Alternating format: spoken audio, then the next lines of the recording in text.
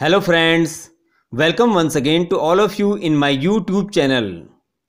So friends, आज हम discuss करेंगे NCERT class 5 English text book की यूनिट 5 का चैप्टर 2 रिप वैन विंकल।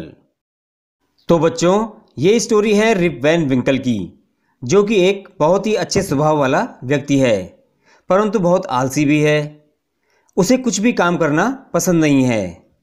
वह बस जंगलों में घूमता रहता है और सोता रहता है।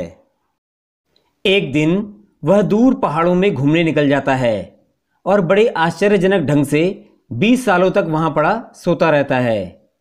और जब वह वापस अपने गांव पहुंचता है तो किस तरह काफ़ी कुछ बदल जाता है, आइए उसे स्टोरी से समझते हैं। सो फ्रेंड्स, सबसे पहले आप चैप्टर की इन वर्ड मीनिंग्स को अपनी नोटबुक में नोट कर लीजिए, जिससे आपको स्टोरी पढ़ने और समझने में आसानी हो। So let's start the amazing story of Rip Van Winkle. Many years ago at the foothills of the Catskill mountains was a little village. कई साल पहले की बात है, कार्टस्किल पर्वत श्रेणियों की तलहटी में एक छोटा सा गांव था। In the village lived a simple good-natured fellow named Rip Van Winkle. He was a kind neighbor, ready to help anyone. Everyone in the village liked him. और उस गांव में रिप वैन विंकल नाम का एक बड़ा ही सरल और अच्छे स्वभाव वाला व्यक्ति रहता था। वह बड़ा ही दयालु था और किसी की भी मदद के लिए तत्पर रहता था। इन्हीं सब वजह से गांव के सभी लोग उसे पसंद करते थे। The children of the village shouted with joy whenever they saw him, because he played with them. He taught them to fly kites and shoot marbles, and told them long stories. और उस गांव के बच्चे जब भी उसे देखते तो खुशी से चिल्लाते थे, क्योंकि वह उनके साथ खेलता था और उसने बच्चों को पतंग उड़ाना और कंचे खेलना भी सिखाया था, और वह उन्हें लंबी लंबी कहानियां भी सुनाता था। The only problem with Rip was that he was very lazy. वैसे तो रिप वैन बड़ा ही साधारण नेक दिल और बच्चों को बड़ा प्रिय था, लेकिन उसके साथ एक समस्या थी, वह बड़ा ही आलसी था। He did no work on his own farm and just idled away his time. His fences were falling to pieces, his cow was going astray, weeds grew on his farm. Rip इतना आलसी था कि वह अपने खेतों में भी कोई काम नहीं करता था और बस यहाँ वहाँ अपना समय बर्बाद करता रहता था। उसके खेतों की फेंसेस अर्थात तार बाड़ भी टुकड़े टुकड़े होकर गिरने लगी थी और उसकी गाय भी इधर उधर भटक रही थी। यहाँ तक कि उसके खेतों में वीड्स अर्थात खरपतवार, कूड़ा घास जम गई थी। Rip's constant companion was his dog named Wolf. To avoid work he would walk away into the forest with his dog. और रिप का एक कांस्टेंट कंपेनियन अर्थात एक पक्का साथी एक कुत्ता था, जिसका नाम वॉल्फ था, और काम धाम से बचने के लिए वह अक्सर अपने कुत्ते के साथ दूर जंगल में घूमने निकल जाया करता था। One day, Rip just walked on and reached the highest part of the mountains. It was late in the afternoon when he reached there. Tired after his long climb, he lay down and began daydreaming. एक दिन जब rib जंगलों की खाक छानते छानते पहाड़ों के सबसे ऊंचे इलाके में पहुंचा, तब तक दोपहर हो चुकी थी। इतनी लंबी चढ़ाई चढ़ने के बाद रिप बहुत थक गया था। वह एक जगह पर लेट गया और दिवा स्वप्न देखने लगा, अर्थात दिन में ही सपने देखने जैसी अवस्था में पहुंच गया। It was soon evening and he realized it would be night by the time he reached his village. जल्दी ही शाम हो जाती है और रिप को एहसास होता है कि जब तक वह वापस अपने गांव पहुंचेगा तब तक रात हो जाएगी। Suddenly he heard a voice calling out, "Rip Van Winkle, Rip Van Winkle." He looked around and saw a short old man with thick hair and a grizzled beard walking towards him with a barrel. He made signs to help him carry the barrel. Rip hurried to help the stranger, who caught his hand tightly. Rip गांव पहुंचने को लेकर सोच में डूबा ही था कि अचानक उसे रिप वैन विंकल आवाज़ सुनाई दी, जैसे कि कोई उसे पुकार रहा हो। उसने चारों ओर देखा, तभी उसे एक छोटे कद का बूढ़ा आदमी दिखा, जिसके घने बाल थे और सफ़ेद भूरे रंग की दाढ़ी थी। वह बूढ़ा व्यक्ति एक बैरल को घसीटता हुआ उसी की तरफ आ रहा था और बैरल को ले जाने में मदद करने के लिए उसे इशारा कर रहा था। अब क्योंकि रिप बड़ा ही हेल्पफुल नेचर का था, तो वह अजनबी बूढ़े के पास तेज़ी से मदद के लिए पहुंचा और उस बूढ़े ने भी रिप का हाथ कसकर पकड़ लिया। बच्चों, इमेज में आपको एक लकड़ी का बैरल दिख रहा होगा। यह एक तरह का कंटेनर होता है जिसमें तेल, अनाज या पीने की कोई चीज़ रखी जा सकती है, और बूढ़ा आदमी इसे खींचने में मदद के लिए ही रिप को आवाज़ लगाता है। Together they reached a place where there were some more odd looking man playing 9 pins. दोनों अर्थात रिप और बूढ़ा व्यक्ति बैरल को घसीटते हुए एक साथ ऐसी जगह पहुंचते हैं जहां अजीब से दिखने वाले कुछ और आदमी भी मौजूद थे, और वे सब 9 पिन्स गेम खेल रहे थे।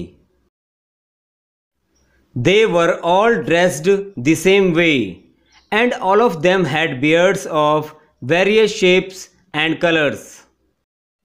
और अजीब से दिखने वाले उन सभी व्यक्तियों के एक जैसे कपड़े पहने हुए थे, और सभी की अलग अलग आकार एवं रंगों से भरी दाढ़ी थी। Even though they were playing a game, their faces were serious and there was silence. हालांकि वे सभी लोग एक गेम खेल रहे थे, लेकिन कोई भी खुश नज़र नहीं आ रहा था। बच्चों, आमतौर पर जब हम खेलते कूदते हैं तो बड़े खुश होते हैं और साथ ही खूब शोर शराबा भी करते हैं, लेकिन यहाँ तो बड़ी अजीब बात थी। उन सभी के चेहरे बड़े सीरियस थे और वहाँ एकदम सन्नाटा पसरा हुआ था। The only sound was the noise of the balls, which echoed in the mountains like thunder.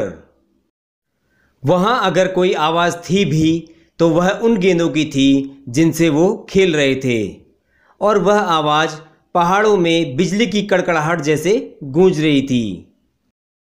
बच्चों, इमेज में आप लोगों को 9 पिन्स गेम खेलते हुए देख सकते हैं। इसमें बोतल जैसी दिखने वाली 9 पिन्स होती हैं, जिन्हें कुछ दूरी पर एक साथ रखकर खड़ा किया जाता है, और फिर एक बड़ी सी गेंद से एक ही बार में गिराने का प्रयास किया जाता है। तो यहाँ पर सभी लोग सीरियस होकर 9 पिन्स गेम खेल रहे हैं, और बॉल की आवाज़ बिजली जैसी कड़कड़ाती हुई पहाड़ों के बीच गूंज रही है। As Rip and his companion reached them, they stopped playing and stared at Rip with a fixed gaze. जैसे ही रिप और उसका वह बूढ़ा साथी उस जगह पर पहुंचते हैं तो सभी खेलना बंद कर देते हैं और रिप को एकटक आंखों से घूरने लगते हैं। Rip was really frightened. His companion emptied the contents of the barrel into glasses and made Rip drink it. सभी लोग रिप को घूर रहे थे और उनके इस व्यवहार से रिप वास्तव में बहुत डर गया था। तभी बूढ़ा आदमी जो बैरल के साथ वहां पहुंचा था, उसने बैरल को खाली कर उसमें पड़ी सामग्री को ग्लासेस में भर दिया और रिप को पीने के लिए कहा। Rip obeyed as he was trembling with fear. Since he was thirsty, he drank a few more glasses and slowly fell into a deep sleep. अब क्योंकि रिप डर से कांप रहा था, इसलिए उसने बूढ़े की बात मान ली और गिलास में रखी सामग्री को पीने लगा, वह प्यासा था, इसलिए उसने कुछ और गिलास भी पी लिए। देखते ही देखते वह गहरी नींद में चला गया। On waking up, he found that he was at the place where he had first met the old man. Rip जब गहरी नींद से जागा तो उसने पाया कि वह उसी जगह पे था जहां वह उस बूढ़े आदमी से पहली बार मिला था। He rubbed his eyes. It was a bright sunny morning. Surely I have not slept here all night, thought Rip. अगली सुबह तेज धूप हो रही थी और रिप अपनी आंखें मलते हुए सोचने लगा, पक्का मैं यहाँ पर पूरी रात नहीं सोया हूँ। He looked around for Wolf, but he was nowhere. Rip whistled for him. Wolf, Wolf, he then shouted. No dog was to be seen. उसने वोल्फ को चारों ओर देखा, लेकिन वह कहीं नहीं था। रिप ने फिर उसके लिए सीटी बजाई और वोल्फ वोल्फ चिल्लाते हुए उसे पुकारा, लेकिन वोल्फ कहीं नजर नहीं आया। Where has this dog gone? He muttered to himself. He began to descend the mountain to go back to his village. Rip मन ही मन बड़बड़ाने लगा कि आखिर यह कुत्ता गया कहाँ, और यह सोचते सोचते वह अपने गांव वापस जाने के लिए पहाड़ से नीचे उतरने लगा।